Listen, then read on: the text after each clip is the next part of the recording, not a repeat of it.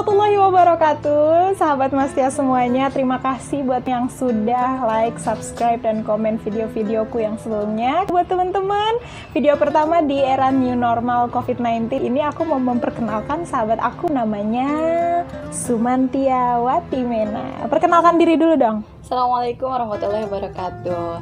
Ya, saya temannya Ustazah Mastia dari SMP.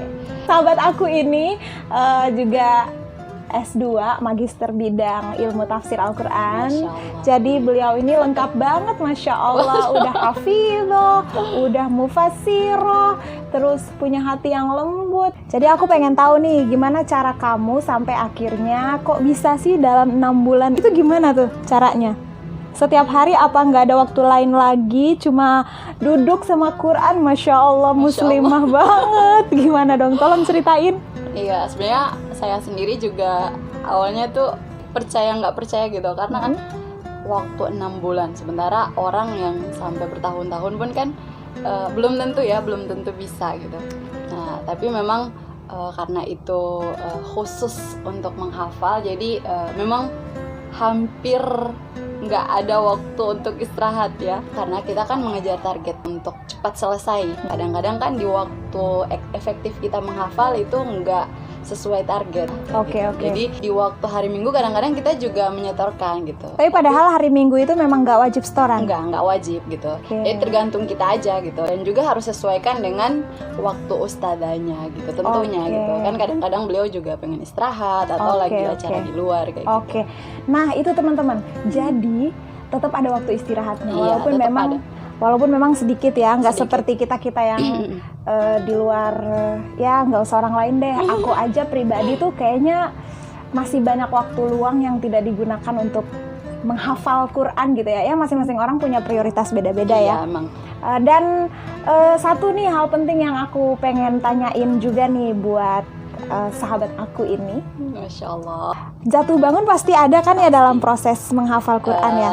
Dan hampir merasa di mana aduh udah nggak sanggup lagi gitu. Oh gitu. Kenapa nggak kalau 6 bulan berasa lama, mending sebulan aja gitu, bisa nggak? Kayaknya penderitaannya lebih singkat gitu. Iya sih. Ya tapi itu jadi komplit ya, menderita nggak selesai juga. Oke. Iya. Jadi ada plus minus tetap ya. Tapi aku pernah denger nih kalau ada juga tuh yang menghafal Quran dalam waktu cuma 1 bulan, itu gimana tuh?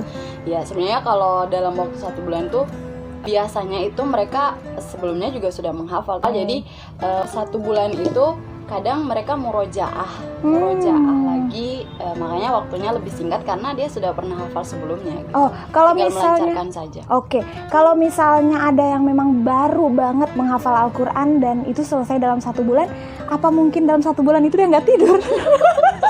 Itu dia pertanyaannya.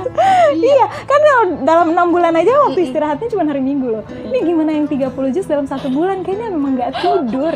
Itu bahkan hari Minggu pun masih curi-curi waktu ya.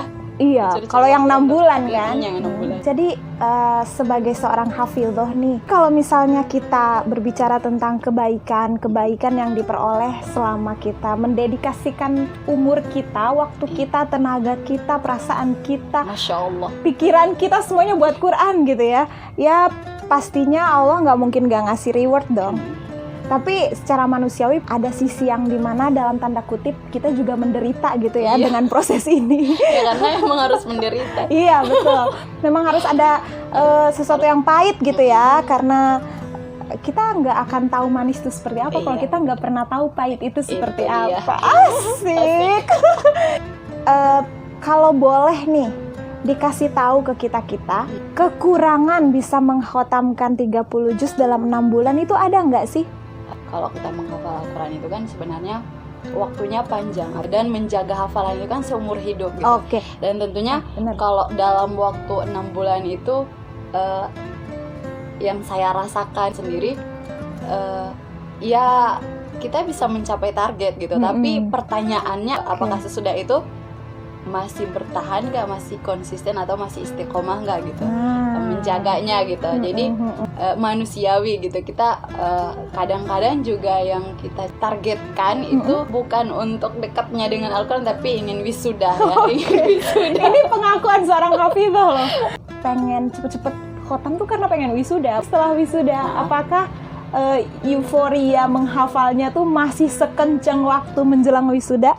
Iya, itu yang jadi apa namanya PR ya, gitu. Karena dan saya merasakan sendiri juga setelah wisuda itu kayak merasa udah selesai tanggung jawab. Ya Allah, itu dulu. Iya, tapi sekarang alhamdulillahnya udah iket lagi ya. Iya, lagi mengikat kembali. Oh ya, apa mau saya wisuda lagi?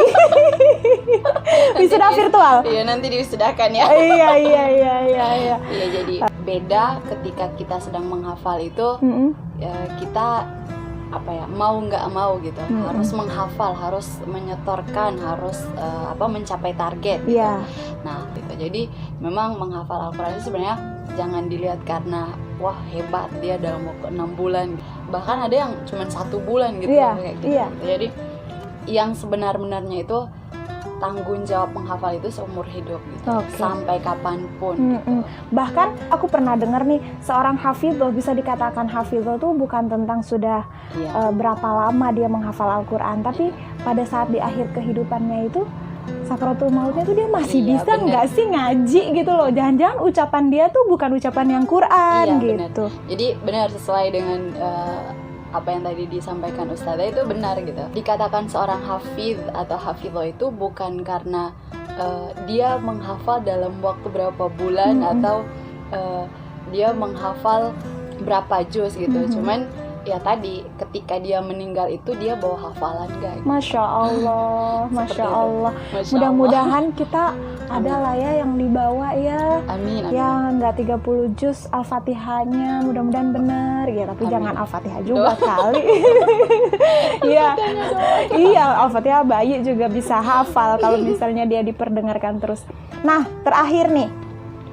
Berarti yang aku tangkap kesimpulannya adalah mau menjadi seorang penghafal Quran atau siapapun itu yang daya ingatnya mau dilatih nih, berarti kehidupannya kayaknya memang harus dibuat target terus-menerus ya. Jadi jangka waktu yang dia mau capai gitu, capai hafalannya gitu. Benar. Karena kalau kadang-kadang orang gini, ya sudah nanti targetnya di dalam hati aja.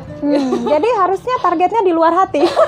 Enggak, maksudnya yang pertama itu ada niat dulu ya, menghafal, dan yang kedua kita punya target pencapaiannya harus sampai berapa halaman kita harus selesai gitu. Terus yang ketiganya lebih baiknya itu kita dengan komunitas gitu. Itu lebih ini lagi, lebih maksimal lagi, maksimalkan semangat kita gitu. Jadi kehadiran orang lain juga sangat mempengaruhi ya. Nah, jadi kalau kita udah punya niat, kemudian kita buat timeline-nya gitu ya, target pencapaian, dan kalau ada temen yang mau sama-sama berjuang, Masya Allah, katanya bersama tuh lebih ringan gitu ya.